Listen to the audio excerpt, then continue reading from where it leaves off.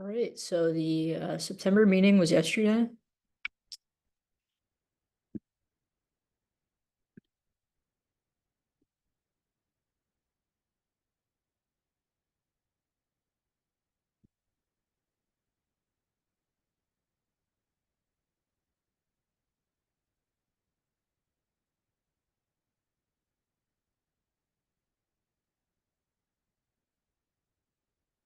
All right, the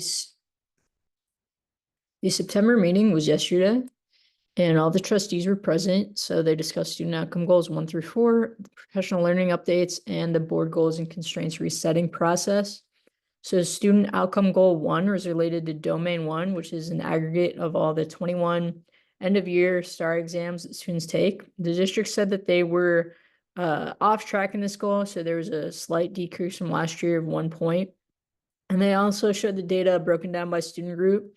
The boxes, the red, green, yellow boxes in the center of this table represent the difference between specific student groups in comparison to all student groups. So basically that gap. So for African-American students, they decreased the gap slightly. It was -8 last year. It's -7. Emergent bilingual students, it's staying the same, -3 or three point gap between them compared to all students. Goal 2 is related to third grade reading. The district said they were off track in this goal as well. There was a more significant decrease of about 7 percentage points. They said that they did decrease the gap for African-American students from -6 to -1. Emergent bilingual students, though, the gap increased. Same data, but for third grade math, also off track in this goal. There's about a 6% decrease from last year. It decreased the gap for African-American students, but the gap increased for emergent bilingual students. And then goal 4 is related to middle school, so grades 6 through 8. They said they were off track in this goal, not as much of a decline, or about 3 percentage points.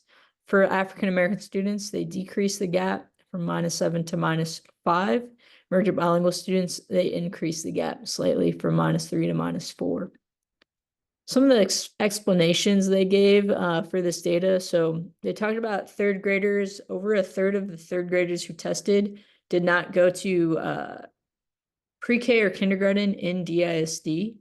And that's because a lot of those students were in pre-K, in 2019, 2020. So basically the pandemic year. So there weren't a lot of in-person learning options for them. They did say that the decline in math is on trend when compared to the national and state data. And they also talked about there being an expected implementation dip when rolling out these high quality instructional materials. They said that kind of comes with the territory when you introduce new, curriculum. They talked about middle school having less of a focus on science and social studies this past year, specifically hands-on science activities, which might have contributed to that data. And then they also talked about the district did experience increases in Algebra 1, Biology, English 2, and U.S. History. So of the high school exams, the majority of them, they had increases there. Strategic adjustments for this upcoming school year. So they're continuing with the high quality instructional materials and customizing it based off this data. Also going to include strategic goal setting for all students using the iReady platform. And then creating K-5 math academies. And this is for teachers to be able to build content and teach knowledge. So those academies are for teachers.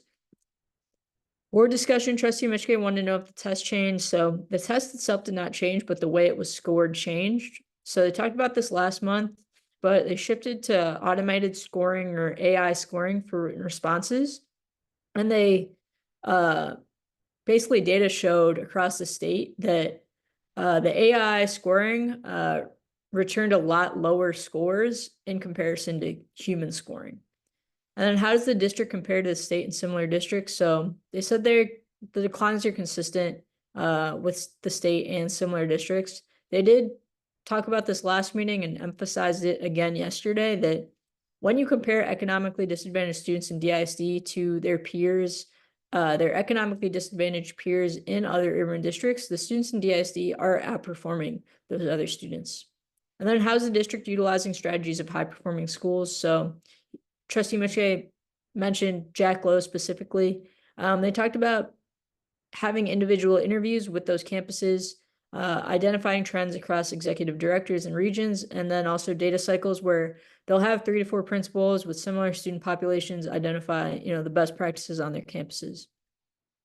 Trustee Mackey wanted to know what steps are being taken to help emergent bilingual students. So talked about building language-rich classrooms. This includes having sentence stems on the walls, total participation strategies, incorporating speaking and listening in addition to reading and writing, and also differentiating the professional development for those teachers.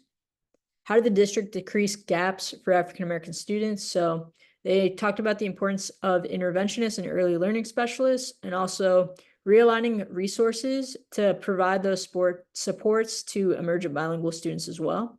And also wanted to know about how many new teachers are in the district. So they said this year there are 650 teachers new to DISD. Now that does not mean that they are brand new teachers. They might have years of experience that they're bringing from other districts. So the actual number is actually less than 650. And typically that number is about 1,300 to 1,400. So almost, half of that this year. Trustee Foreman wanted to know the class sizes for bilingual classrooms, also wanted to know how many students test in Spanish versus English. They talked about, basically starting in 6th grade, students have to test in English. There is no Spanish option for bilingual students. But prior to that, it's determined by the LPAC committee if the student tests in Spanish or English. Are resources going to decrease for African American students? So no. How does the decline in teachers affect outcomes? So if there's a lack of funding, that's going to have an effect. But they did prioritize decreasing central staff as opposed to campus reductions. Any campus reduction was based on enrollment, and they did try to keep teachers who have demonstrated a return on investment. So those roles like the interventionist, reading specialists, they tried to maintain those positions at campuses. And then does the data show that students who are in pre-K and DISD, do they perform better than their peers who, were not in pre-K or were not in pre-K in DISD? And data shows that yes, they do. She wanted to know about curriculum at the magnet campuses and transformation schools. So those schools have to utilize the curriculum as well. There's flexibility available, and there's flexibility available to all campuses and all teachers when it comes to rolling out this curriculum. They did talk about the campuses that had piloted this curriculum and have been using it for a couple of years now. They have performed better. So basically, the longer the teachers are using this curriculum, they are showing more success in the classroom. And then what is the goal setting process? So iReady, which is a curriculum platform that the district's adopting, it allows students to set their own goals in collaboration with their teachers. And that begins in 3rd grade. She wanted to know if those goals affect TEI. They do not. And also wanted to know how new teachers are trained. So the first step is teaching new teachers how to unpack the standards or TEKS. So they start there. And then also wanted to know what autonomies principals are asking for through the District of Innovation. Trustee Weinberg wanted to know what causes declines for emergent bilingual students. So they talked about needing to build academic vocabulary more quickly. They talked about an example on one of the prompts on, exam and how it was related to cornhole and how that's not necessarily vocabulary that's explicitly taught in the classroom, and that can really throw students off. And then what evidence is used to inform math academies? So they talked about how there's not a lot of research in the science of math, but talked about the importance of conceptual development being built in tandem with skills, and students really needing to know how to decompose numbers in order to be successful.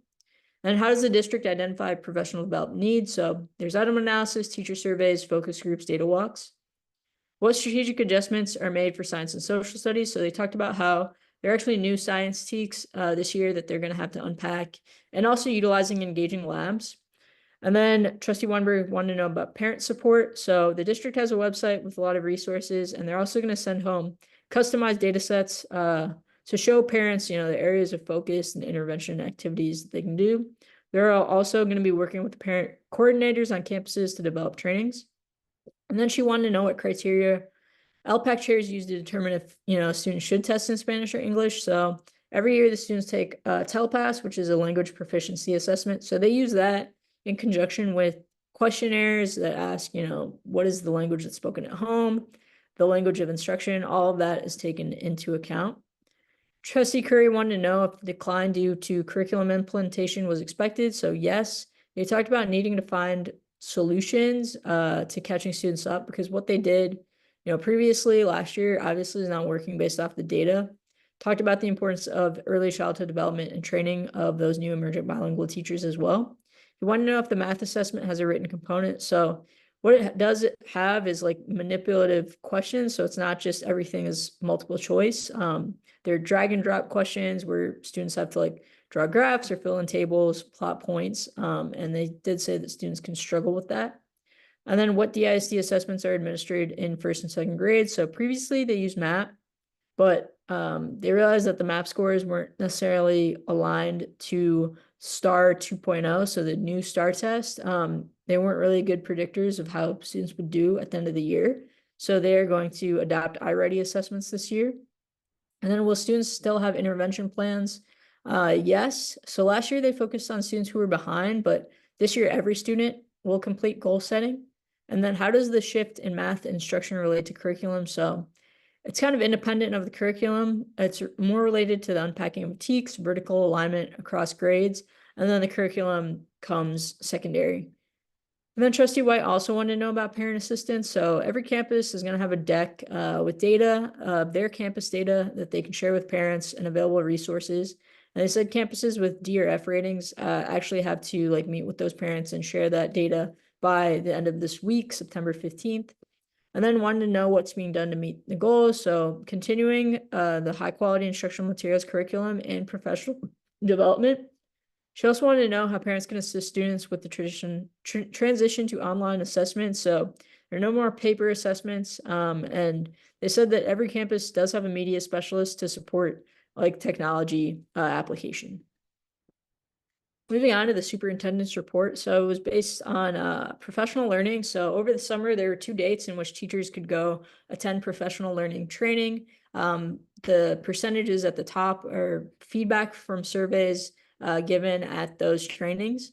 And then they also talked about what they're doing for the core content, subject areas. So for reading language arts, scaffolded curriculum, a scaffolded outline, and then also StarLine prompts and exemplars beginning in second grade, so earlier than even, the first STAR test.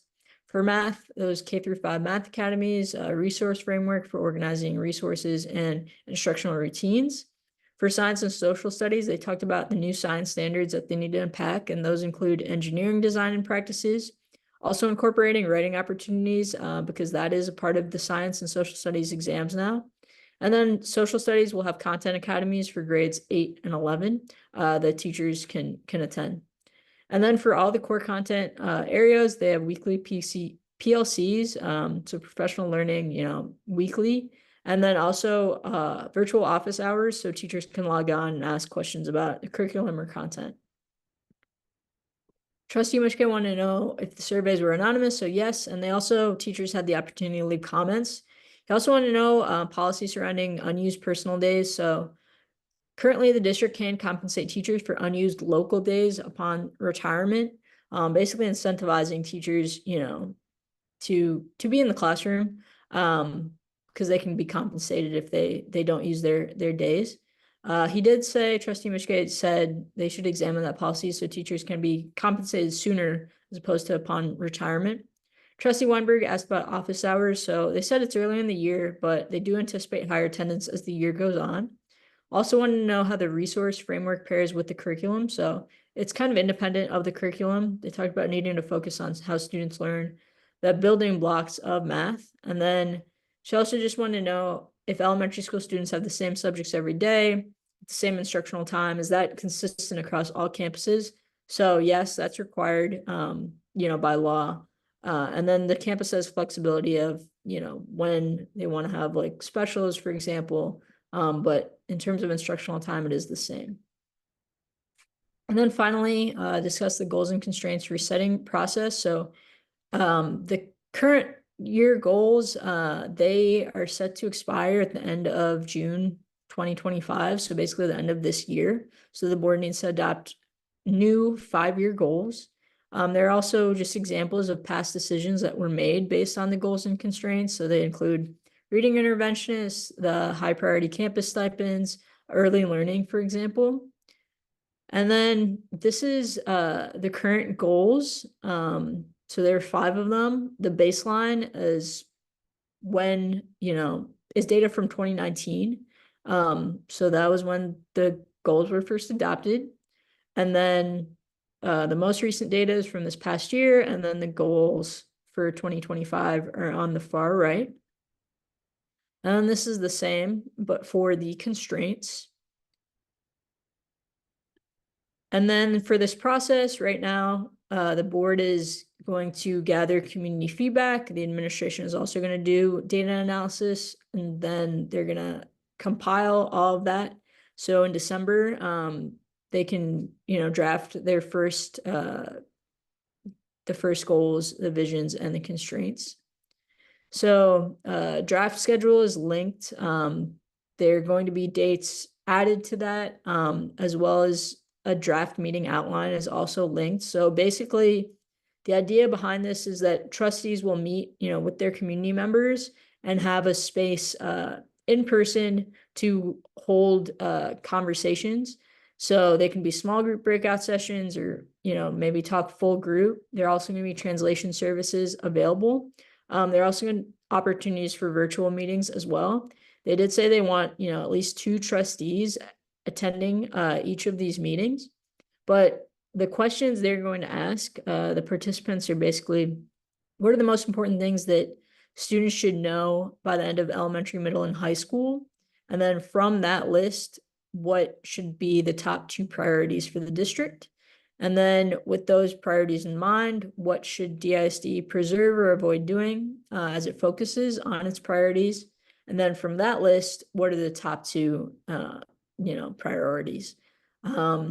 So it's an opportunity for the district to get all of these priorities and see trends across the community.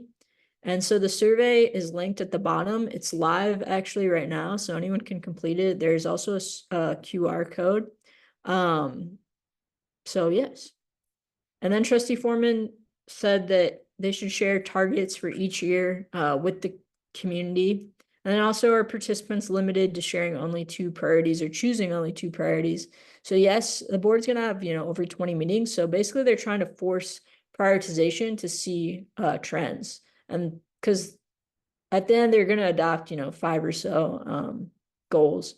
And then Trustee White wanted to know how the board balances community feedback with TA guidelines. So it's important to note that TA requires the board to adopt goals related to 3rd grade reading, 3rd grade math, and college and career military readiness. So there are definitely going to be 3 goals related to that.